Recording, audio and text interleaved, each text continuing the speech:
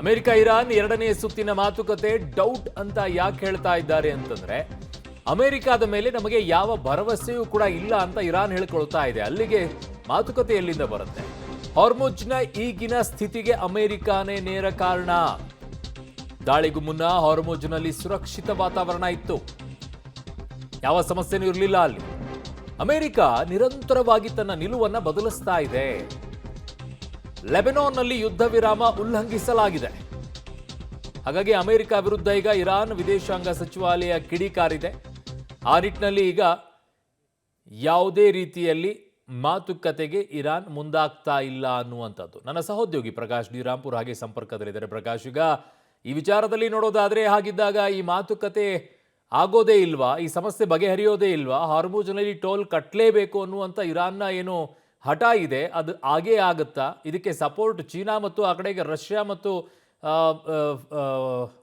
ಇವೆಲ್ಲವೂ ಕೂಡ ಸಪೋರ್ಟ್ಗೆ ನಿಂತಿವೆಯಾ? ಏನ್ ಕತೆ? ಬಹುತೇಕವಾಗಿ ಎರಡನೇ ಸುತ್ತಿನ ಮಾತುಕತೆ ಯಶಸ್ವಿ ಆಗುತ್ತೆ ಅನ್ನುವಂತಹ ಯಾವ ನಿರೀಕ್ಷೆಗಳು ಕೂಡ ಇಲ್ಲ. ಅದು ಫೇಲ್ಯೂರ್ ಆಗುತ್ತೆ ಅನ್ನುವಂಥದ್ದೇ ಹೆಚ್ಚು. ಸೊ ಯಾಕೆ ಇಂಥದ್ದೊಂದು ಸ್ಥಿತಿ ನಿರ್ಮಾಣ ಆಯಿತು ಅಂದರೆ, ಈಗ ಅಮೆರಿಕಕ್ಕೆ ಇರಾನ್ನಿಂದ 15 ಬೇಡಿಕೆಗಳನ್ನು ಈಗ ಅಮೆರಿಕದ ಮುಂದೆ ಪ್ರಸ್ತಾಪವನ್ನು ಮಾಡಲಾಗಿತ್ತು. ಸೊ ಅವುಗಳನ್ನು ಒಪ್ಕೊಳ್ತೀವಿ ಅಂತ ಹೇಳಿ ಪಾಕಿಸ್ತಾನದ ಜೊತೆ ಅಮೆರಿಕ ಕೂಡ ಹೇಳಿಕೊಂಡಿತ್ತು. ಸೊ ಆ ಕಾರಣಕ್ಕಾಗಿ ಉಭಯ ರಾಷ್ಟ್ರಗಳು ಮಾತುಕತೆಗೆ ಬಂದವು. ಇಸ್ಲಾಮಾಬಾದ್ನಲ್ಲಿ ಆ ಒಂದು ಚರ್ಚೆಗಳು ಕೂಡ ಆರಂಭ ಆದವು. ಆದರೆ ಅಮೆರಿಕದಿಂದ ಬಂದಂತಹ ನಿಯೋಗ ಏನು 15 ಬೇಡಿಕೆಗಳು ಇರಾನದ್ದು ಇತ್ತು, ಸೊ ಅದರಲ್ಲಿ 10 ಕೂಡ ಒಪ್ಪಿಕೊಳ್ಳಬಹುದು ಅನ್ನುವಂಥ ನಿರೀಕ್ಷೆ ಇರಾನ್ಗೆ ಇತ್ತು. ಆದರೆ ಆ ಚರ್ಚೆಯಲ್ಲಿ ಯಾವುದು ಕೂಡ ಒಪ್ಕೊಂಡಿರಲಿಲ್ಲ. ಅದರಲ್ಲಿ ಪ್ರಮುಖವಾಗಿ ಹರ್ಮುಜ್ ಜಲಸಂಧಿಯನ್ನು ಇರಾನ್ ನಿಯಂತ್ರಣದಲ್ಲೇ ಇದೆ, ಅದನ್ನು ಅಮೆರಿಕದ ನಿಯಂತ್ರಣಕ್ಕೆ ತೆಗೆದುಕೊಳ್ಳೋದಕ್ಕೆ ಅವಕಾಶವನ್ನು ಕೊಡೋದಿಲ್ಲ ಅಂತೇಳಿ ಇರಾನ್ ಹೇಳಿತ್ತು. ಜೊತೆಗೆ ಲೆಬನಾನ್ ಮೇಲೆ ನಿರಂತರವಾಗಿ ದಾಳಿಗಳು ಕೂಡ ಆಗ್ತಾ ಇದೆ. ಸೊ ಕದನ ವಿರಾಮದ ಈ ಮಾತುಕತೆ ಏನಿದೆ, ಲೆಬನಾನ್ಗೂ ಕೂಡ ಇದು ಅನ್ವಯ ಆಗಬೇಕು ಅನ್ನುವಂಥ ಒತ್ತಾಯವನ್ನು ಮಾಡಿತ್ತು. ಆದರೆ ಅದನ್ನು ಅಮೆರಿಕ ಒಪ್ಪಿಕೊಂಡಿರಲಿಲ್ಲ. ಅದಾದ ಬಳಿಕ ಆರ್ಥಿಕವಾಗಿ ಯುದ್ಧದಿಂದ ಇರಾನ್ಗೆ ಸಾಕಷ್ಟು ನಷ್ಟ ಉಂಟಾಗಿದೆ.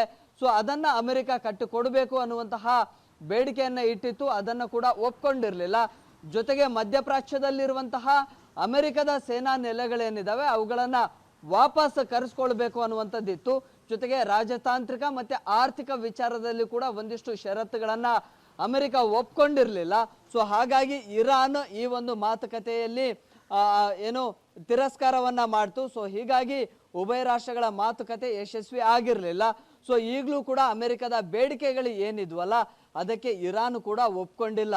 ಸೊ ಹೀಗಿರುವಂಥ ನಿಟ್ಟಿನಲ್ಲಿ ಈಗ ಹರ್ಮುಜ್ ಜಲಸಂಧಿ ವಿಚಾರವನ್ನ ಪ್ರಮುಖ ಅಸ್ತ್ರವನ್ನಾಗಿ ಇರಾನ್ ಕೂಡ ಬಳಕೆ ಮಾಡಿಕೊಳ್ತಾ ಇದೆ. ಇದು ನಮ್ಮ ವ್ಯಾಪ್ತಿಯಲ್ಲಿ ಇರೋದ್ರಿಂದಾಗಿ ನಾವು ಯಾವುದೇ ಕಾರಣಕ್ಕೂ ಕೂಡ ಅಮೆರಿಕದ ನಿಯಂತ್ರಣಕ್ಕೆ ಕೊಡೋದಿಲ್ಲ ಅನ್ನುವಂಥದ್ದು. ಸೊ ಈಗ ಅಮೆರಿಕ ತನ್ನ ಬಿಗಿ ಹಿಡಿತವನ್ನ ಸಾಧಿಸುವಂತ ಕೆಲಸ ಮಾಡ್ತಾ ಇದೆ. ಹರ್ಮುಜ್ ಜಲಸಂಧಿಯನ್ನ ಲಾಕ್ ಮಾಡಿದೆ.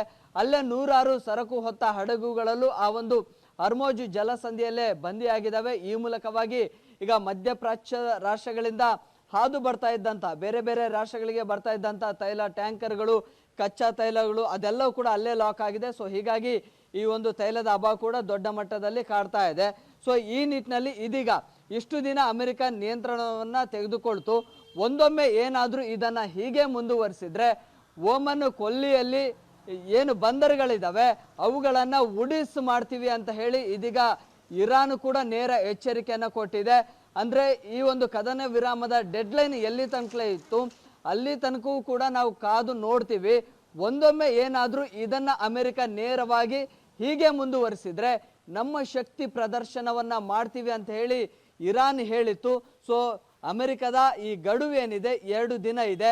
ಸೊ ಇದು ಮುಗಿದ ಬಳಿಕ ಇರಾನ್ ತನ್ನ ಒಂದು ಶಕ್ತಿ ಏನಿದೆ ಅದು ಜಾಗತಿಕ ಮಟ್ಟದಲ್ಲಿ ತೋರಿಸುವಂತ ಪ್ರಯತ್ನಗಳು ಕೂಡ ಆಗುತ್ತೆ. ಈಗಾಗಲೇ ಓಮನ್ ಪ್ರದೇಶದ ಹಲವು ಬಂದರುಗಳನ್ನು ನಾವು ನಾಶ ಮಾಡ್ತೀವಿ, ಬಾಂಬ್ ದಾಳಿಯನ್ನ ಮಾಡ್ತೀವಿ ಅಂತ ಹೇಳಿದೆ.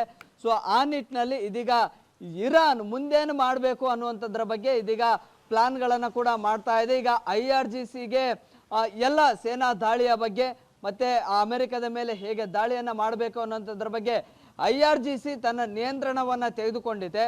ಸೊ ಹೀಗಾಗಿ IRGC ಕೂಡ ಎಲ್ಲೆಲ್ಲಿ ದಾಳಿಯನ್ನ ಮಾಡಬೇಕು, ಅಮೆರಿಕೆಗೆ ಹೇಗೆ ನಡುಕವನ್ನು ಹುಟ್ಟಿಸಬೇಕು ಅನ್ನುವಂಥ ತಯಾರಿಗಳನ್ನು ಕೂಡ ಮಾಡಿಕೊಳ್ತಾ ಇದೆ. ಅದೇ ಕಾನ್ಫಿಡೆನ್ಸ್ನ ಮೇಲೆ ಎರಡನೇ ಸುತ್ತಿನ ಮಾತುಕತೆಗೂ ಕೂಡ ಇರಾನ್ ಇದೀಗ ತಿರಸ್ಕಾರವನ್ನ ಮಾಡಿದೆ. ಸೊ ಆ ನಿಟ್ಟಿನಲ್ಲಿ ಇದೀಗ ಒಮನ್ ಕೊಲ್ಲಿ ಅಂದ್ರೆ ಆ ಒಂದು ಪ್ರದೇಶದಲ್ಲಿ ಕೂಡ ಏನು ಡ್ರೋನ್ ದಾಳಿಯನ್ನ ಕೂಡ ನಡೆಸಿತ್ತು ಕಳೆದ 2 ದಿನಗಳಿಂದ. ಸೊ ಈಗ ಮುಂದುವರೆದು ಈಗ ಅಮೆರಿಕಾಗೆ ನಾವು ನೇರವಾಗಿ ದಾಳಿಯನ್ನ ಮಾಡ್ತೀವಿ, ನೀವ ನೋಡ್ಕೊಳ್ಳೋಣ ಅನ್ನುವಂತಹ ಸ್ಥಿತಿಗೆ ನೇರ ಎಚ್ಚರಿಕೆಯನ್ನು ಕೂಡ ಇದೀಗ ಇರಾನ್ ಕೊಡ್ತಾ ಇದೆ. ಅರುಣ್ ಬಡಿಗೇರ್. ಓಕೆ, ಪ್ರಕಾಶ್ ಶ್ರೀರಾಮ್ಪುರ್ ಹಾಗೆ ಸಂಪರ್ಕದಲ್ಲಿರಿ.